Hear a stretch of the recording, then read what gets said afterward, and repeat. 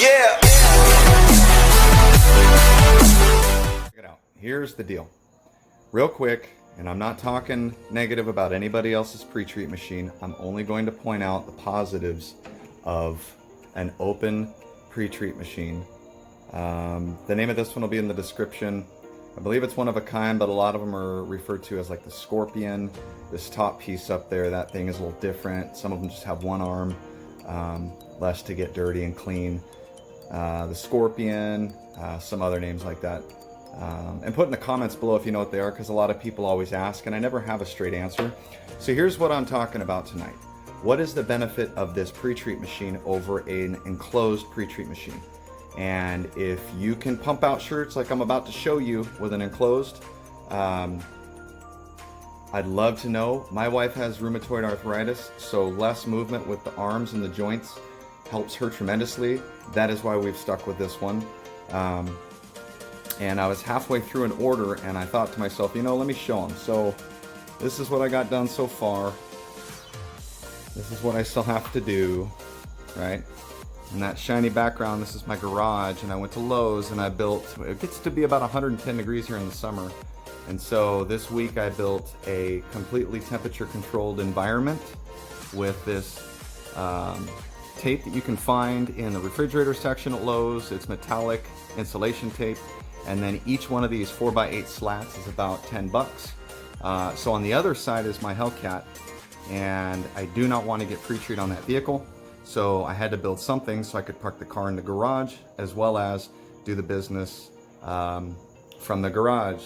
So it's a little cluttered right now because I've been in the middle of the work this evening, but it cleans up nicely. And I would say it's, I don't know, 600 square feet in here.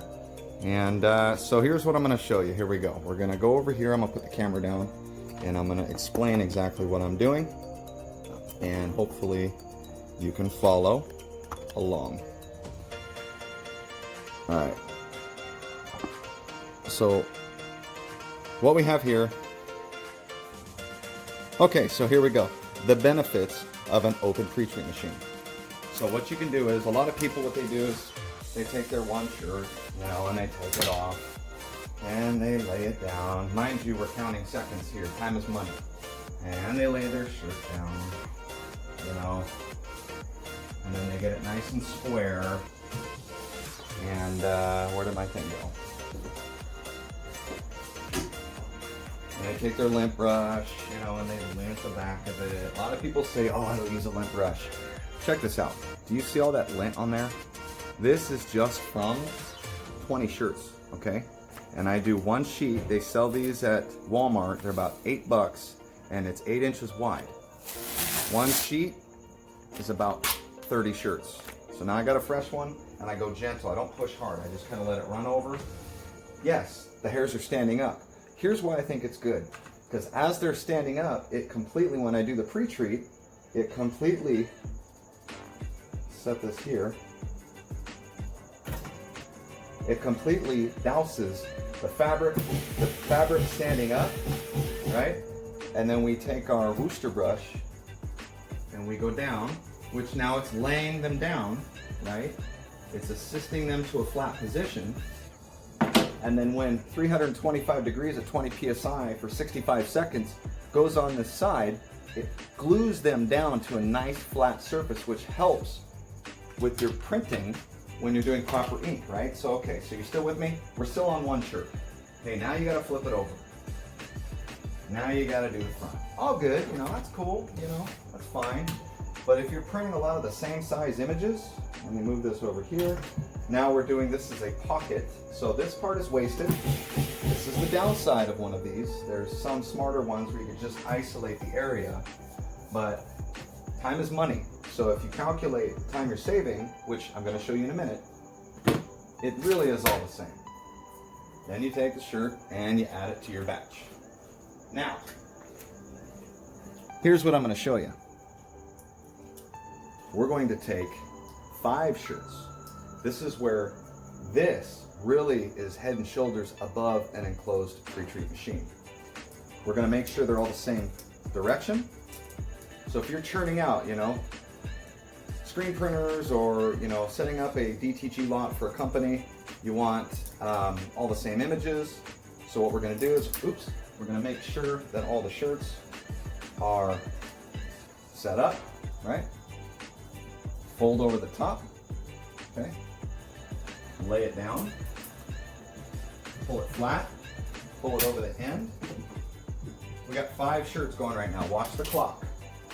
Watch the timer. Try and remember or rewind back to how long it took me to do the single. Now, you ready? Here we go. Set it. 1. Remember how long 1 took? Bring the brush. Come on through it. Pull it. Next, clean it. Right? Make sure it's square.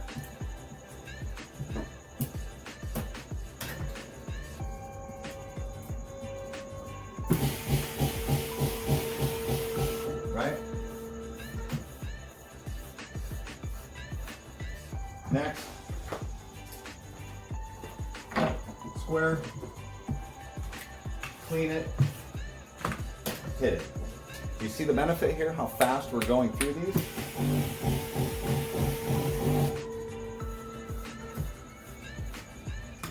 Next.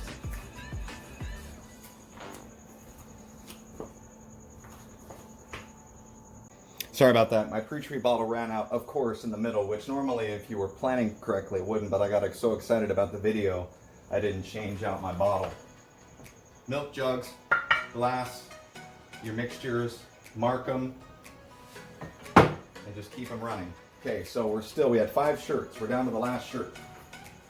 All right, for the most part, then I stopped the video because the clock shouldn't count when you're changing a bottle of pre-treat. Nice little inspection sticker. What is this? Oh, the joys. All right, clean, square, spray. All right.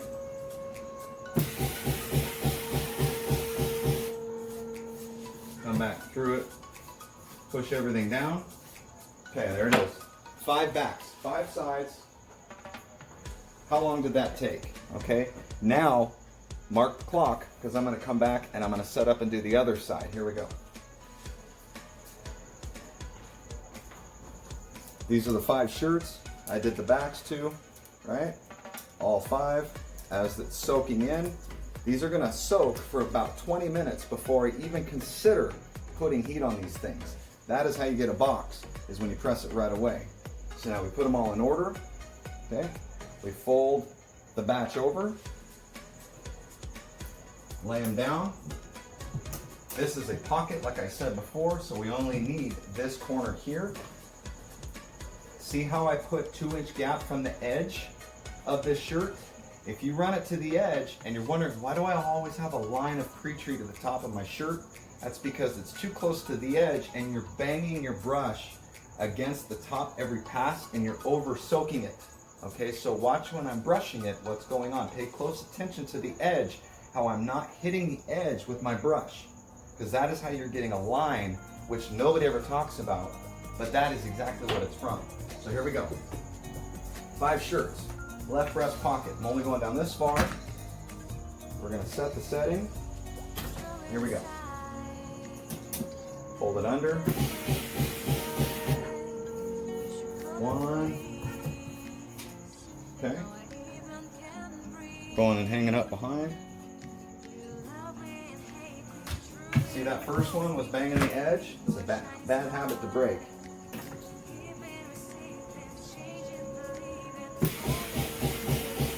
See? See how the line, I don't know if you can see it, but do you see how the top is kind of faded in? It's not a straight line. You want it faded because then it's going to press out that way and there's no distinct line. It hides it very well. Okay, we're still going. 5 shirts. And again, this may or may not be for you, this type of machine, but for me, I like speed because I have to knock out 50 shirts in an hour and a half. And as we all can agree in this industry, pre-treating is the biggest part. That's the most time consuming, but the most important. There's a video in my listings of the mixture that I'm using, how much is going down on the shirt. It's all there. So if you're wondering about that, go find the video. I've been very detailed about that as well.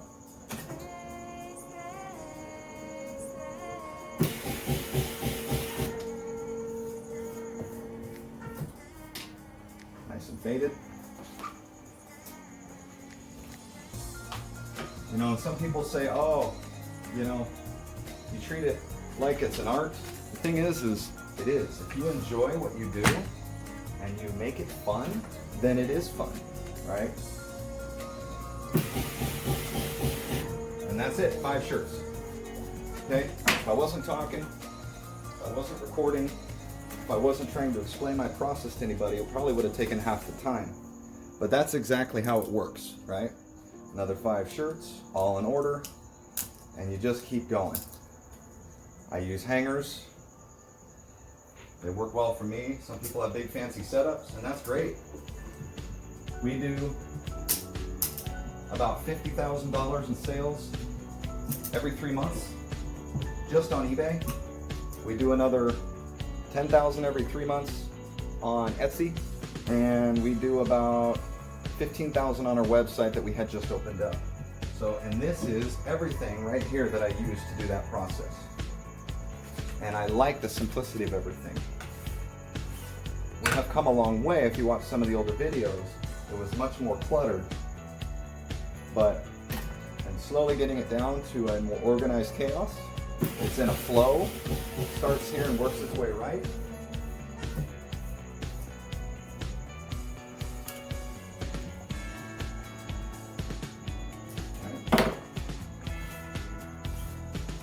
This was a new one. You see how it's gaining all this fuzz? It would have had to share that with the ink surface. I don't like that. I like nice, clean, perfect prints. And I'll share in the video, I'll show you guys at the end what these prints look like. If you have time, you can let it soak before using the paintbrush. But not everybody has that amount of time.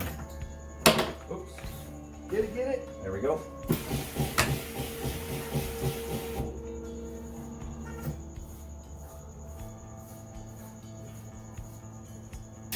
See how fast it's going?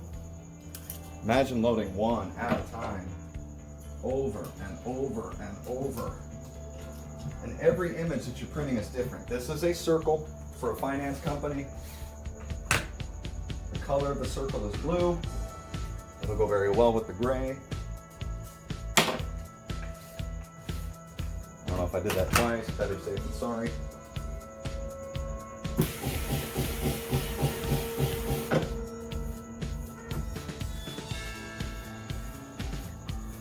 So what do you think about using the paintbrush?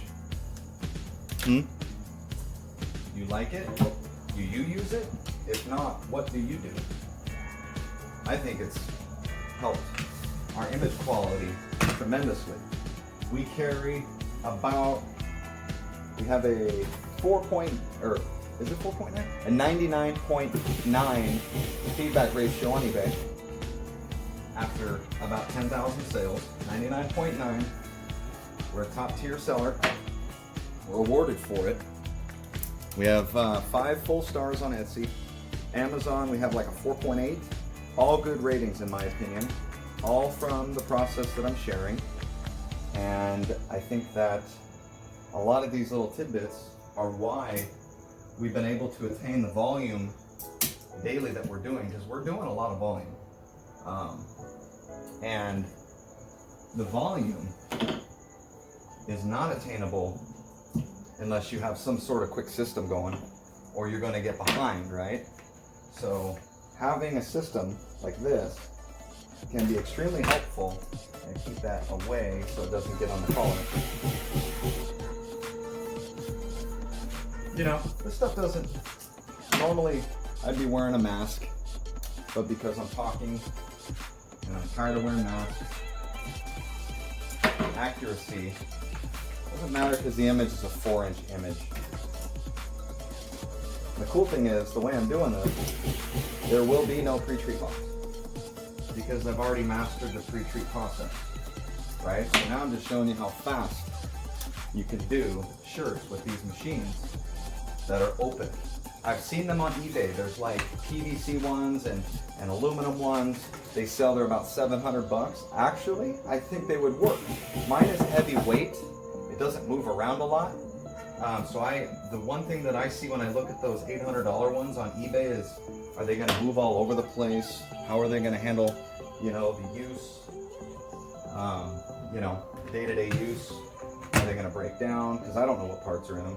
This was built by the owner of Katana, Justin, I believe. We acquired this through a deal that he made for us.